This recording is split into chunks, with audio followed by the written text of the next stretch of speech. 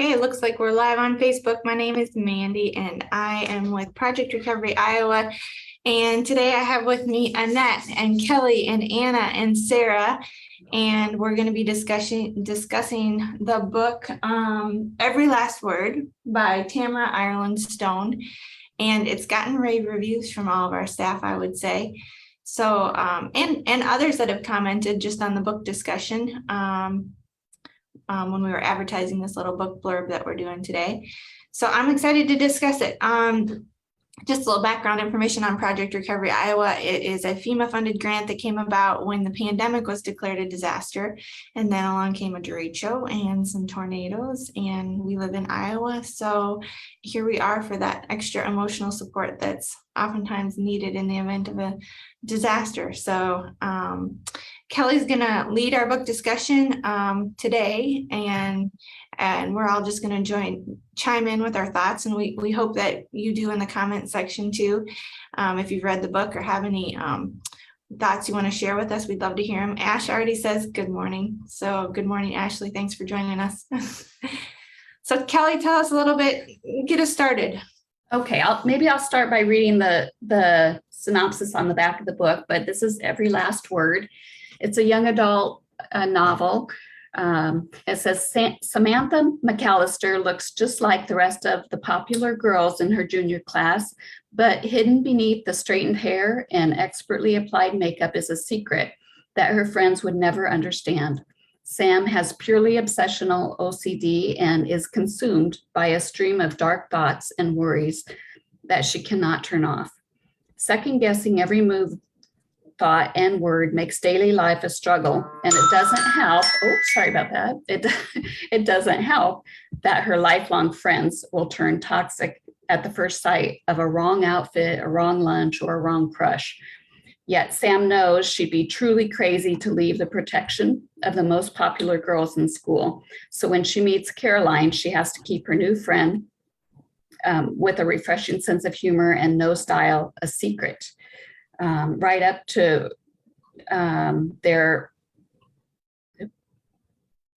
right up there with Sam's weekly visits to her psychiatrist. Caroline is her new friend, and she introduces Sam to Poets Corner, which is it's kind of a secret group of misfits in the school, and they have a room that they meet in that nobody else knows about, where they write poetry. But Samantha's goal over the year is to figure out how to break free from this group of friends that she has. And it's really difficult for her with her purely obsessional OCD. So she doesn't act out on compulsions, but she can't turn off the mind chatter of worrying about everything. And so a teenage girl, right? Yes. With a mental health diagnosis, actively seeking treatment for the mental health diagnosis for some help to cope with that. And then it sounds like just somebody having to deal with everyday life ups and downs and friends issues, which I can't think of a teen that doesn't have to deal with that. So a good book, it sounds like. It is a good book. I was looking around to figure out which was the best group, and I saw a recommendation that it was good for 12 and up, but maybe more mature tweens and teens. I could see it being, I think 12 and up would be a good, I think though that junior high age there this would be a great book for them, I think.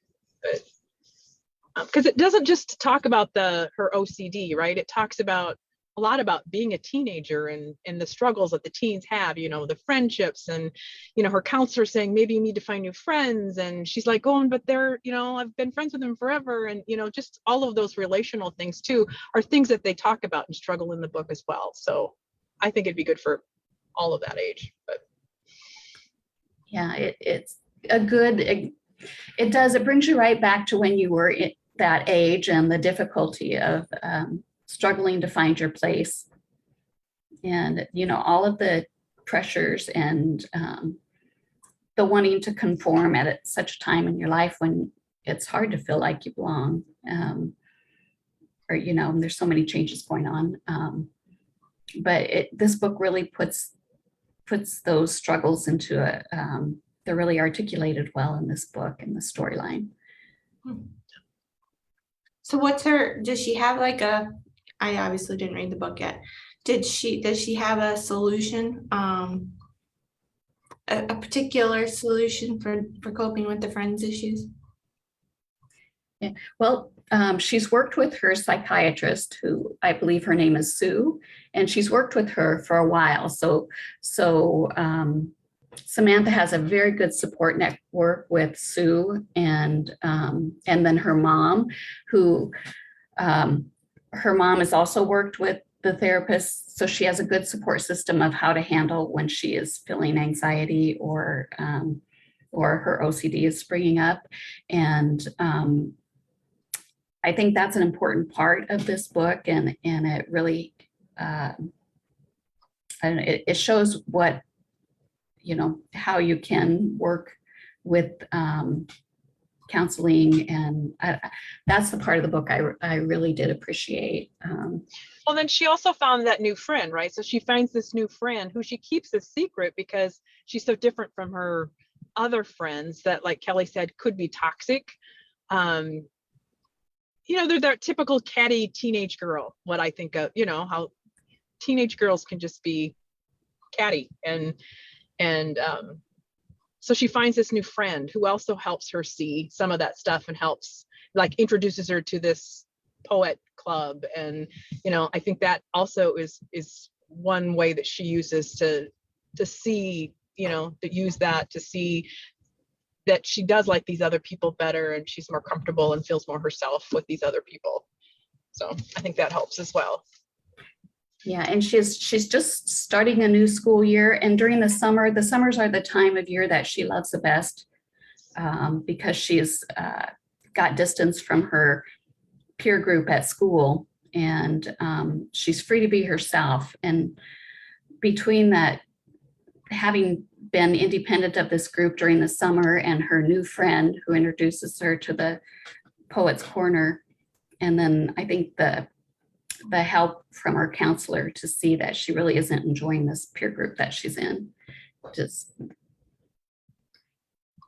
the counselor points that out too, like you're different now. You're not, they called it summer Sam, because she was different in the summer than she was, now that school has started, and they see those changes in her. So. Yeah, I really liked all of that. And I think it did a good job at showing, she has all of these things going on, but she also has her OCD, which makes everything more difficult. And she hides that from everybody too. Like her best friends, that main group, she has hidden that from them ever since she found out that she has OCD. And so I think it shows that she's been living kind of this double life of she has to be a totally different person when she's with her best friends, and she can't be her true self. She's afraid that if they knew, they would think she's crazy and they wouldn't understand. She wouldn't be normal. Didn't she use that? I want to be normal. They won't know. Yeah. They'll That know was that I'm a not big normal. theme throughout the book, was normal, her feeling normal, because to her obsessive thoughts, she thinks it's crazy and that nobody would understand and that it's just not normal. And then with her new friend and the Poets Club, I can't remember the name of it, Poets Corner. And then, she has a boy that she likes too, and he makes her feel normal, is what she talks about, because she feels that she can be her true self with them. But she keeps him a secret too, because she knows that it's not the right boyfriend that the group will, think is a good match or whatever. So she keeps him a secret for a while too. Yeah, and we find out later in the book that when she was younger, her and one of her friends bullied him pretty badly and had like a so much pretty so he long left time. school. He Mhm. changed schools because of them. So yeah. Yeah. I like the idea of that willingness to try out different friends groups or keep searching for somebody that you connect with friends wise, boyfriend wise, however. That's not always easy to do, but then also just the options. Like I could see that you really have to put yourself out there sometimes in a smaller town, especially, or maybe in rural Iowa anyway.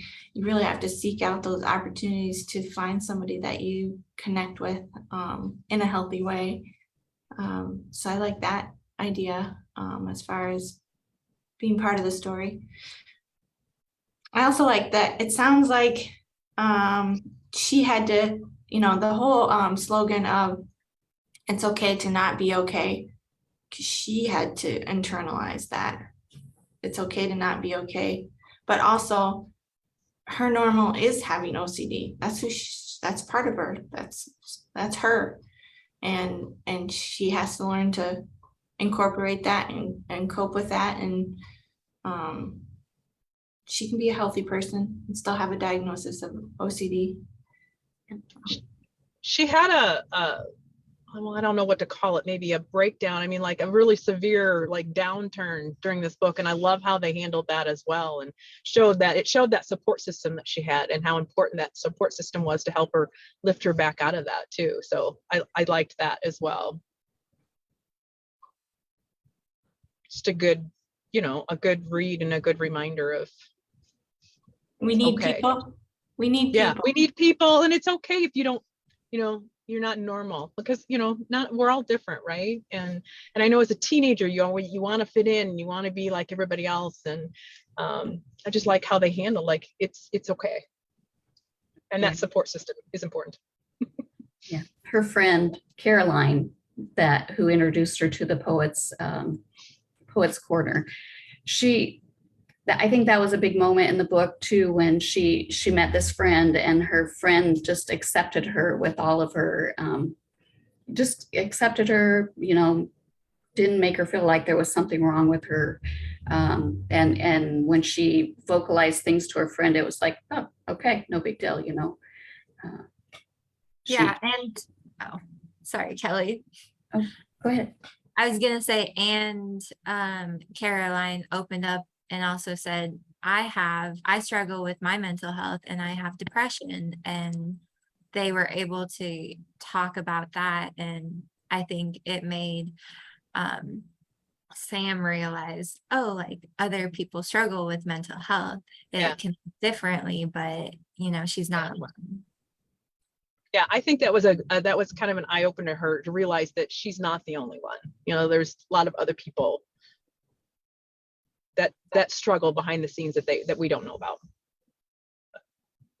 Another part that I liked about this book is the component that Samantha, while she's working on her own struggles and mental health, she comes to the realization that she has also played a part in other people's mental health, or when she realizes that this boy that she's interested in, that she wasn't kind to him in the past, and there's that self-examination there too, that really honest looking inward at herself. And I think that helped her relate to her own struggles. And I think it helped her realize too that maybe she does need to distance from these friends, because the friend that was part of that with her, was just laughing it off, and oh, look, see, we cured him, he's better, and blah, blah, blah, just making light of it. And she's like, no, that wasn't right. I mean, it helped her, I think, realize that maybe this isn't the right group for me too. When they realized that was the boy that they had bullied in elementary school. So yeah. I've got a comment here from Ash. So much of this book touched on the desire to be accepted for who we truly are, to have friends that truly listen to us, and how empowering it feels to choose the people who encourage us to be vulnerable and authentic. Nice, Ash. Find people that encourage you to be vulnerable and authentic, and who empower you. That sounds like who build you up, right? We need to find those people that build us up, not the ones that make us feel bad about ourselves. Mhm.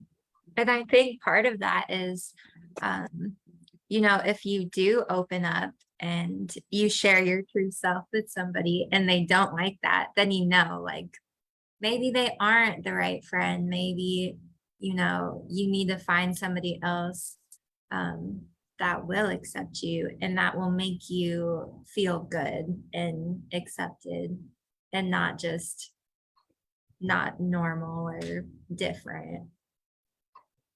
Yeah, I think I've heard that as far as your things that you hold on to, and say you're trying to declutter your house or whatever, you're supposed to pick up those items and do they fill you with a feel-good feeling, good memories? And if they don't, get rid of it.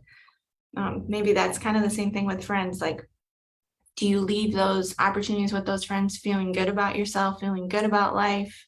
And if not, then maybe it's time to reevaluate those relationships. And Casey, I see, go ahead, Kelly. That's not always how we think of it, though.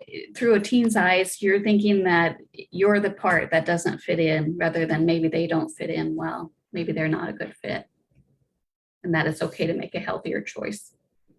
I think that you're absolutely correct, and not even just teens, adults. I mean, change is hard. Change is scary. It's like I know what I'm dealing with now, and I know how to deal with it somewhat. But if I leave, is it going to be worse than? And that's what I think you think. Everything Oh, and that's what not she gonna be struggled with easy. too, because she didn't know, this is who I am. I'm part of them, and I Mhm. know what I am with them. And if I leave, who am I? I think she struggled with the same thing. Sam did, I think. Fear of that unknown. It's good insight, Casey. Oh, I read through this meeting where I listened to it and thought, oh my gosh, what you do. I mean, Sue, her therapist, was just so amazing. And it's like, you people that deal with this on a daily basis, you guys are so amazing. And let me say, I apologize. I swore for some reason in my head it was at 9:15. I do. And then I came down and it's like, oh my gosh, I have it in my note that it's at 8:45. So one thing that I did want to say, I love the book. And I don't know if you guys have discussed it. And maybe this is just me being old. One thing I did not like is just that they kind of glossed over the fact that the two teenagers had sex and then never talked about it again. I mean, kind of like, like I said, I am old, but it's just like, that was just like a normal part. It wasn't even, I don't even think that they needed to have that part in the book and to change anything like else. I don't know. Not that I'm a prude or anything, and I know that happens, but I thought that was just a strange part. Yeah, being a YA book, which I'm just starting to read more young adult novels, I was glad they didn't take that any more in depth because Absolutely. for the same reason, I'm sure. But I was also glad that they covered it as lightly as they did. It's not very explicit, so that if you were a parent worrying that that you would be particularly concerned that was in the book. But it sounds like your concern, Casey, would be that it normalized that sexual activity is at least a possibility with teens, but maybe it should have been addressed a little bit more by adults. But no adults knew it, right? It was just something that happened when they were by themselves. It was just such a Yeah. small blip. So, yeah. But I thought the book was very well done, and it really got you thinking. Although, I mean, I'll ask this to you, Mandy. I mean, she started with the OCD. I mean, and is that realistic, seeing things that are not there in that diagnosis? Yeah, you can have those symptoms in that diagnosis. you can have kind of psychotic symptoms with just about any diagnosis, really. Yeah. Yeah, I didn't know that part of that either, because when I think if it's something where it's a compulsion that you have to do something, and she had some of that, but there was this other component that I didn't realize was part of that. So that was a good education too, I think. I wasn't aware that there was a purely obsessional OCD Right. where you didn't have to act out your compulsions, but your thought process was just overwhelming and fearful. Right. That was a good eye opener. Yes. The book that we will be discussing in August also has some discussion about OCD and anxiety. And I found that one interesting because there's a specific kind of a more specific reason as to why he has those symptoms. So if the discussion of OCD interests you, you can join us again in August. What's the name of that book, Mandy? Right, the best at it. I can't think of the author. I don't have it written down in front of me, but the best at it.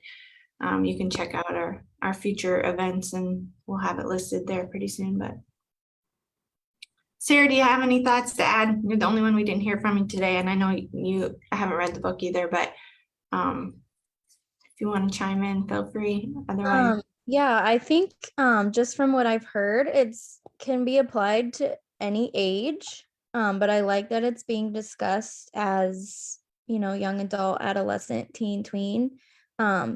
Because I wish I would have had that insight when I was that age. I feel like I experienced a lot of the same, I'm the one who's wrong. They're not accepting me because something's wrong with me. And I even feel that now as an adult sometimes. So I just think it has good insight, and it is important to remember that, like we've mentioned, find those who accept you and stay with them because that will just help you in the long run, I think. how about the idea of no to diagnoses of OCD or depression or ADHD or oppositional defiance disorder? I mean, none of those, it's not a one size fits all. Like the way that your mental health presents itself on a daily basis is unique to you. And that is why the solution of how to best to cope with it, it has to be unique too. One thing, now correct me if I'm wrong, she wasn't medicated at all in this, correct? No, I think she was. Was Because she? they talked about adjusting that. They talked about adjusting that when she had that. You're absolutely that right. break. You're right. Yep. Absolutely. Yep. Okay. Yes. Yep. Yeah. It was the sleeping, but then the other one. Yes, you're right. Yes. Okay. Yeah. There are a couple comments on Facebook, Mandy. One is something that I did appreciate about sex being a small part of this book was that respect and consent were very present between the characters and reflected in the dialogue. Yep. That That was important. very, yes. Because one of them we talked about before didn't have that, right? Right. Yes. What speak, that wasn't there. So yeah, that's nice. In contrast to speak. Yep. Yeah.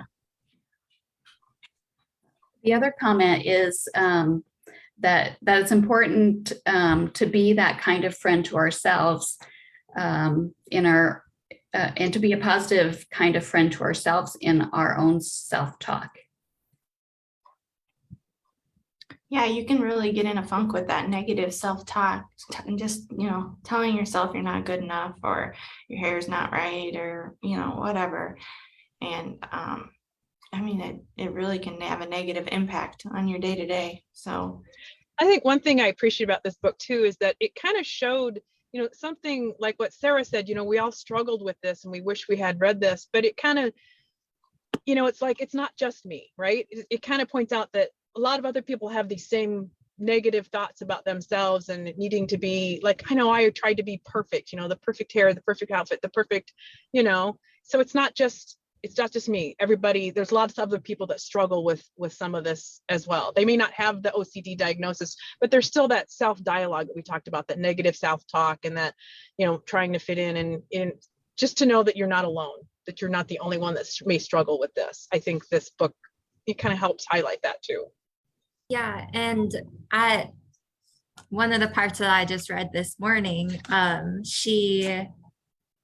one of her new friends in Poet's Corner was, her mom has cancer, and she was having a tough time with that.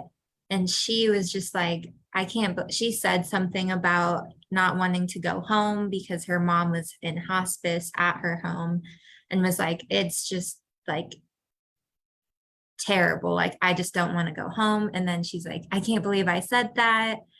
I'm such a bad person for saying that. And Sam recognized and was like, I know that I've done that before, and I've said that about myself.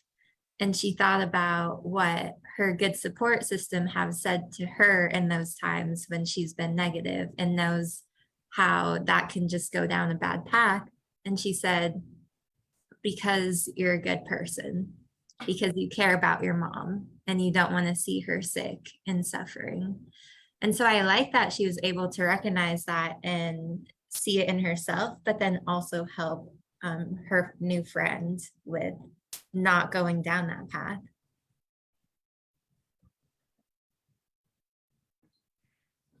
This book really shows the importance of having a connection.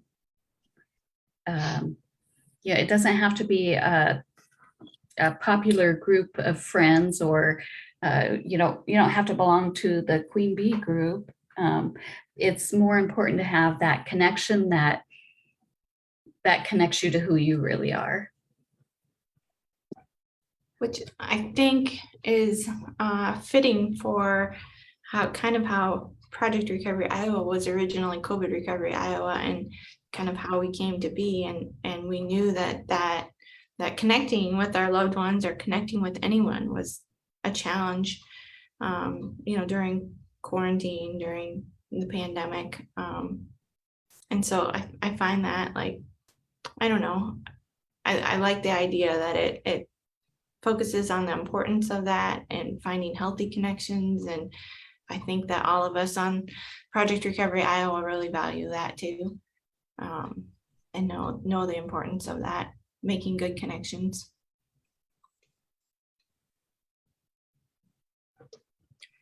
It might be, it's 9:28. I think we could talk about this book for quite a while. So, but it might be a good spot to end. If anybody would like some of that counseling support, you can reach out to us at projectrecoveryiowa.org. And feel free to put in some comments about this book if you read this book. We'd love to hear them. Any other? Thanks, Kelly, for leading the discussion. Welcome. Have a good day. Bye.